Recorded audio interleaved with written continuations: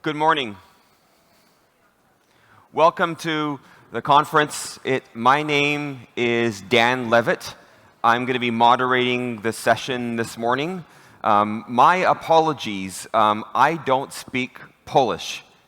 And I know many of you speak English, but I think you have the headphones on, so you're listening along. So the things I'm saying, hopefully, you'll be able to listen along. And we have a fantastic morning planned for you and a full day of very interesting speakers. So I'm from Canada. I'm a gerontologist, and I run a care community in Vancouver, British Columbia. And we have the full continuum of care. And I speak around the world and teach and write about the topic of elder care. So I'm honored to be here. I'm the first speaker this morning, and we'll get on with it right away. So we have myself, and then a colleague a physician on palliative care, and then a colleague from Scotland who also will be talking about palliative care. So let's begin with it. I'm talking about culture change. The thing that we heard about last night around culture change is that when we rethink something, it means that what we know today is not necessarily what we're going to know tomorrow, meaning that in order to change, why is it difficult? Because the idea of change means that what we know now is wrong, that we have to rethink that. And it's uncomfortable to think that your current knowledge may not be correct. So let me challenge you by thinking about this. What if everything that you know about aging was wrong?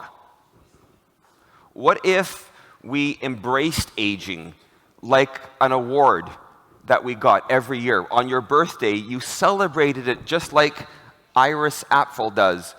Iris Apfel, at 100 years of age, she released a brand new clothing line at H&M. That yellow thing she's wearing, that could be yours. You can go to H&M now and buy her clothing line. She's now 102. She will always be a fashion icon.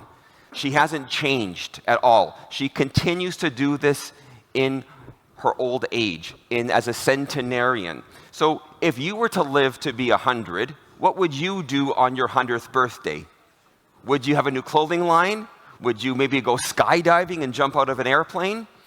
What would you be doing on your 100th birthday? So if we live our lives as if we're going to live to 100 or 120, how would you live differently?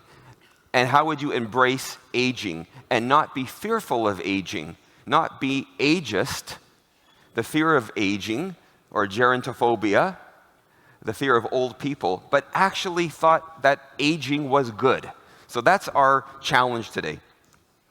So when I spoke here 5 years ago, I showed this image, and I do have new material. If those of you who might remember, it's a long time ago, 5 years ago, I do have new material. But I'm showing this picture because I got excited when we toured Scotland, my wife and I, a number of years ago, and we're driving around Scotland in the rural parts of the country, and we passed by the sign like this, and we thought, this is great. They're valuing seniors. This is wonderful. And then my wife says, but look at how they're portrayed. You can see the man, he's bent over. Are all seniors bent over like that? Do all seniors walk with a cane? And then the woman, she's also bent over, and she's kind of going like this. Now, I think they're holding hands. Maybe something else is going on there. But one woman in the back of the room, I know what you're thinking. You're thinking that she is pantsing him. No, she's not trying to pull down his pants, I don't think. But what if we change the concept of how we think of old people? Because this is kind of derogatory, the way they're portrayed. So they did a contest in the United Kingdom, and I want to show you the winner. This is non-ageist. Here's the winner. The same couple. What do you think? A little more positive. Now they're dancing, right? And the cane now is a dancing stick. And look at her. she's also dancing. But the woman in the back, you're probably thinking, okay, hang on, Dan. What is she doing with her foot? She's kicking the cane out from under him. So we have to show seniors in a positive way. But you get it. You all get it in Poland. I can't remember what city this is in, but I presented this a couple years ago online at your conference. And I found out that in one city in Poland, maybe it's all over the country, but this particular city, you celebrate seniors. In fact, the seniors are celebrating themselves. Here they are dancing in the street. This image happens in Poland. Here you are, they're dancing and celebrating just being here, just being alive. It's wonderful. Not only do you dance in your streets, but you also parade in your streets. All the seniors are proud of themselves and they're parading. This is the opposite of what we think about when we think of ageism and of our disdain, if you will, for losing our abilities. But when you go to the grocery store and you're shopping, at the checkout counter in Canada, there'll be all these magazines, and they usually have young people, young women on the cover, fashion models, and they often will have a size 0. I've never met somebody with a size 0 that wasn't unhealthy. But now Vogue magazine is featuring older people. During COVID in 2020, they had Dame Judi Dench was on the cover. And then this year, in the spring, we had this woman from the Philippines. Her name is Apu Wag Od, and she's 106 years old. She's a tattoo artist. You can see her skin is beautifully decorated in tattoos. And you look at her face. She's wearing a little bit of makeup, some lipstick, but she's not hiding her wrinkles. You can see the wrinkles. You're probably too polite to call out she has wrinkles. She has wisdom, as we heard about last night. When we get older, we have wisdom. And she looks wonderful. She's owning her age. Something we can do ourselves to combat ageism is to own our age, not to lie about our age, and not to let those demons, those thoughts that permeate about our inabilities, don't give them time of day. Always be positive about who you are and around you. Now, can I see a show of hands? If you went to that grocery store and you wanted to go buy a banana and bring it home, would you buy number 1? Who would buy number 1? Can I see a show of hands? Okay. Okay, wow, okay. How about number 2? Number 2? Okay. How about number 3? How many would buy number 3? Less of you. Now, would anybody buy number 4? Show of hands, who would buy number 4? A few of you. Why would you buy number 4? Because you're gonna make banana bread. Right? Number 4 is perfect for banana bread. If you're gonna make banana bread, number 1 is useless. It has no purpose for making banana bread. It's too hard, right? So just think of rethinking aging also means that other banana has a use. That as you get older, you are always useful, okay? And that seniors can contribute to society forever. Now, when we talk about culture change in long-term care, we're talking about personalization, making things for the individual to their choice. That, for me, is culture change, is person-centered care, something we all desire. Now, you could probably look at the toast that you see in the picture, and you can think of the number of toast, how much you want it cooked. Number 1, it's almost not cooked at all, not toasted. Number 9's almost burnt. You probably have your favorite kind of toast. You might want it buttered or margarine. You might want it dry. Some of you might want strawberry or raspberry or blackberry jam on it. Some people might want peanut butter. But you want it personalized exactly how you like it. Now, if you live in long-term care in Canada, most of the toast, I don't know how it is in Poland, but most of the toast that we provide is from the kitchen, the central kitchen. And it's made in one big process. We have a toaster, it comes out like a factory, we butter it, and we serve it. by the time it gets to the resident, because it's been in that warming container with a lid on it, it's soggy. Who would want to eat that kind of toast? But we serve it in long-term care. So we can do better than that. We can customize this for everybody and make the toast right near the table. You're probably doing that. If you're not, I would encourage you to do that, because I don't think any of us in this room would want to eat soggy toast. It seems simple, but culture change is all about quality and about personalizing the services so that they're individually tailored to the needs of the person we're serving. So this seems simple, but a lot of us want to have really special toast. Special toast looks like this: avocado toast. And I thought avocado toast was just avocado on the toast. No, there's all sorts of toppings. You got beets, you got arugula, and all these other toppings that you would put on radishes on toast. So how do we do this on a regular basis for everything that we're doing in long-term care, to personalize it for the individual? Now, you're looking at this picture, and you see spaghetti and meatballs. Here's the thing. If you lived in long-term care, when you go back to your place, please look at the food you're serving. People who have dysphagia, people who can't swallow. And we ordinarily take the food and we put it in a blender, we blend it up, we serve it into little sort of clumps of food. And to me, it looks like baby food. I'll be talking later on about moral distress. I've had moral distress all my career, about 30 years, because I did not appreciate the way the food looked. And I thought we could do better. If I can go to a restaurant, spend some money, and have a food that looks delicious, why can't a nursing home resident?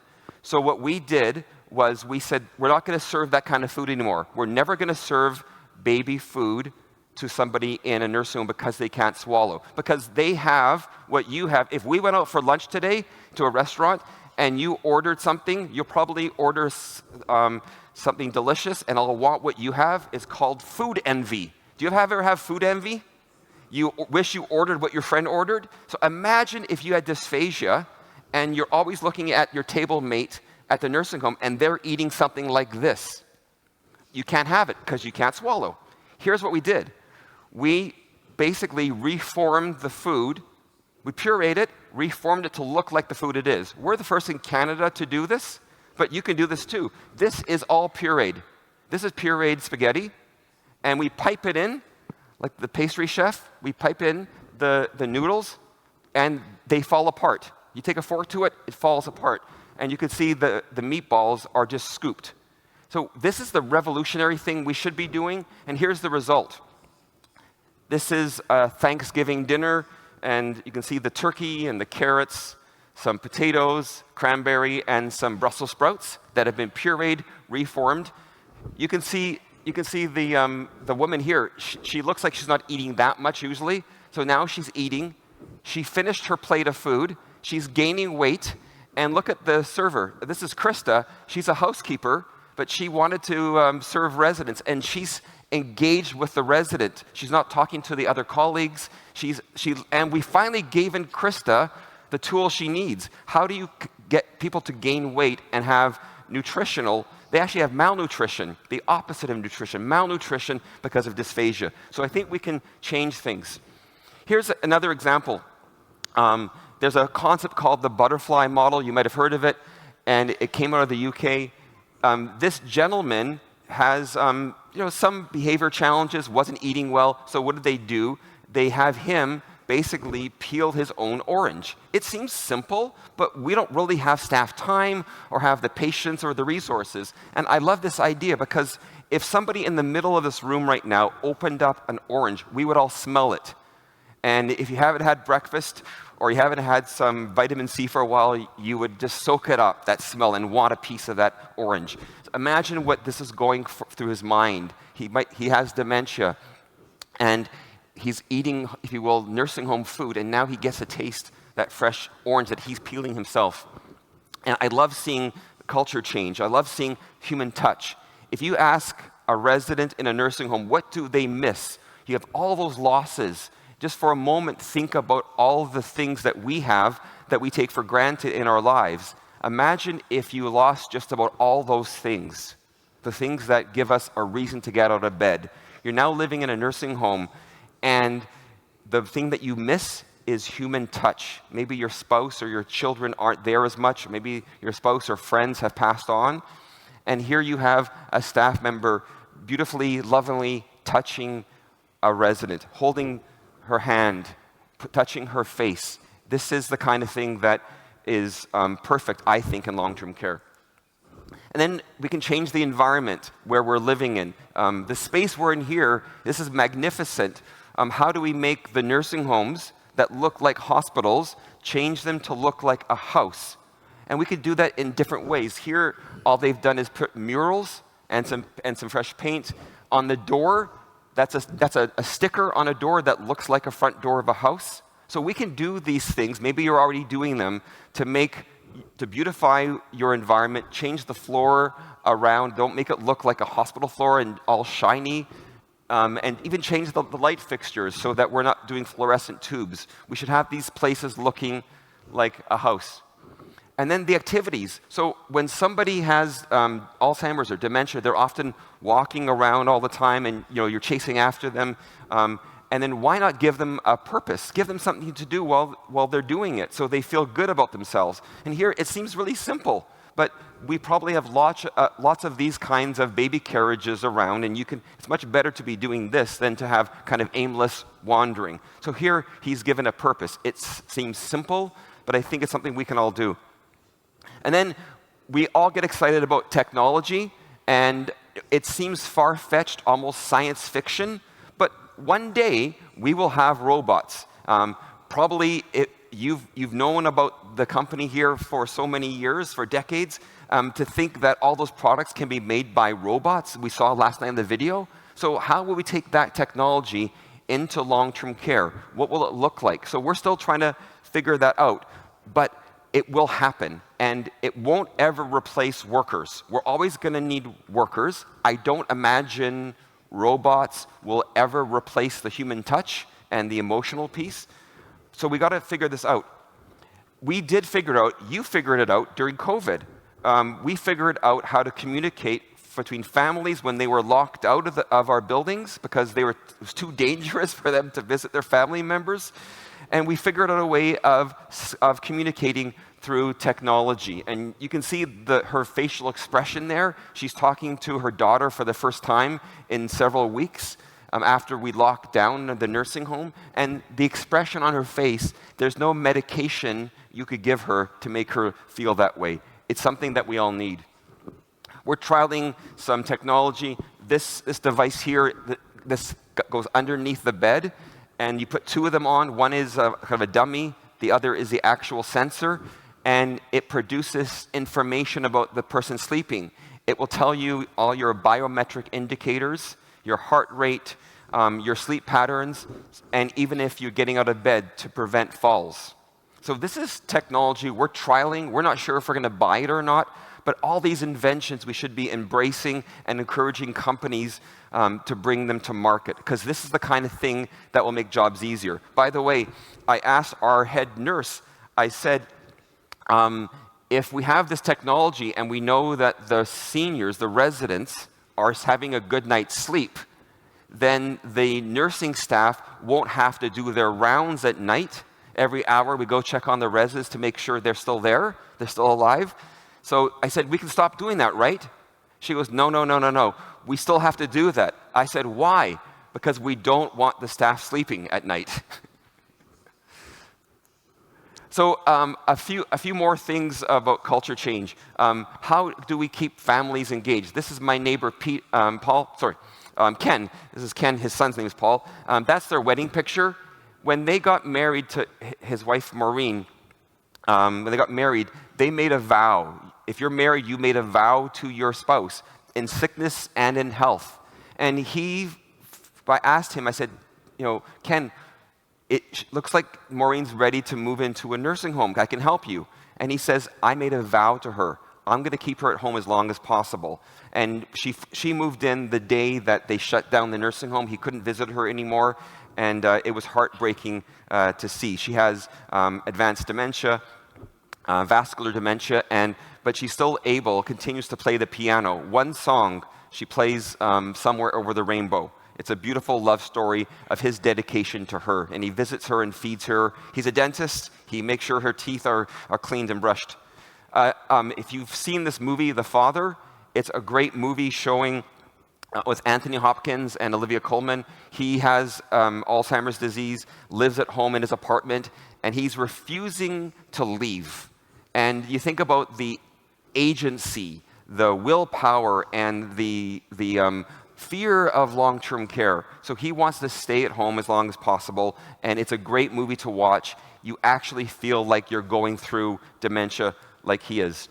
This was the outside of my office window. My office window was over here, and this guy would come up in his motorcycle every morning to see his mom, and it was heartbreaking during COVID to see families being excluded on the outside. We should never do that again. I want to introduce you to Paul. Paul Madden lives at KinVillage where I work, and he just got an award for being a gardener. The local Rotarians, which is a service club, they came and gardened with Paul. Now, they weren't helping him.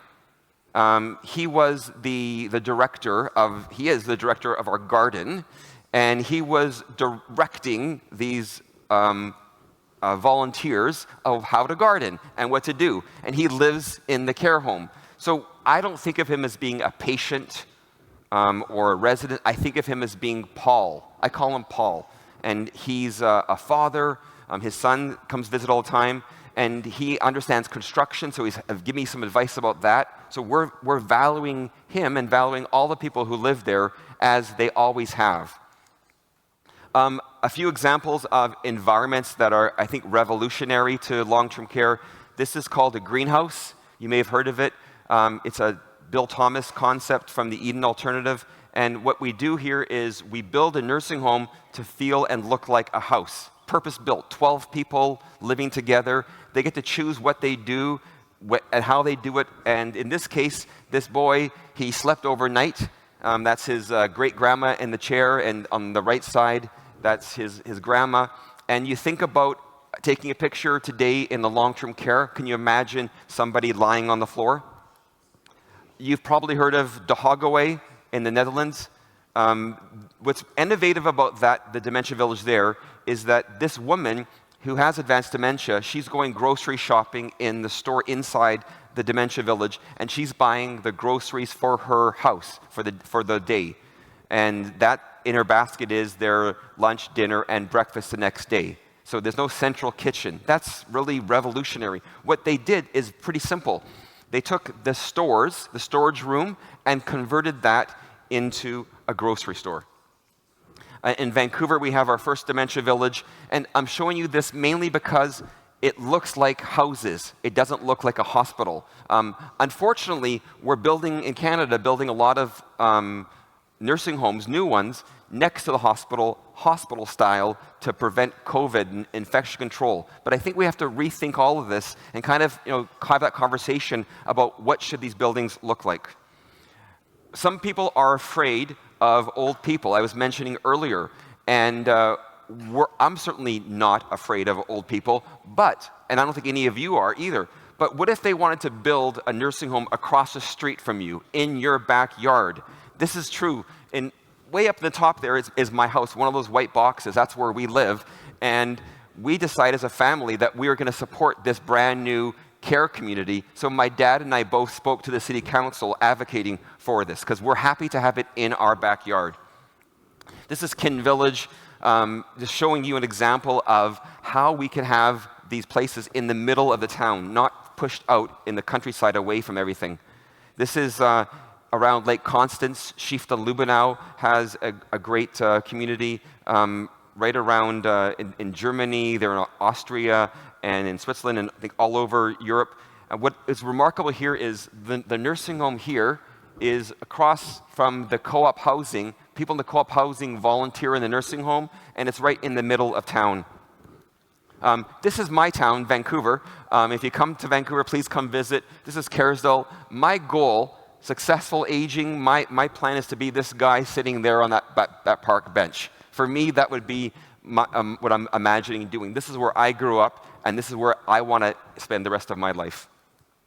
So the end result, as we're all trying to do here with culture change, person-centered care, is to give seniors, create that environment that we all would love and we all desire. To be able to stay home as long as possible, to find care when we need it, and ultimately to find happiness in our own lives and in the lives of others. So I want to thank you for the opportunity to be here today, and I'm quite honored to get to spend the whole morning with you, and I hope this is a very valuable day for you. So thank you very much. Thank you.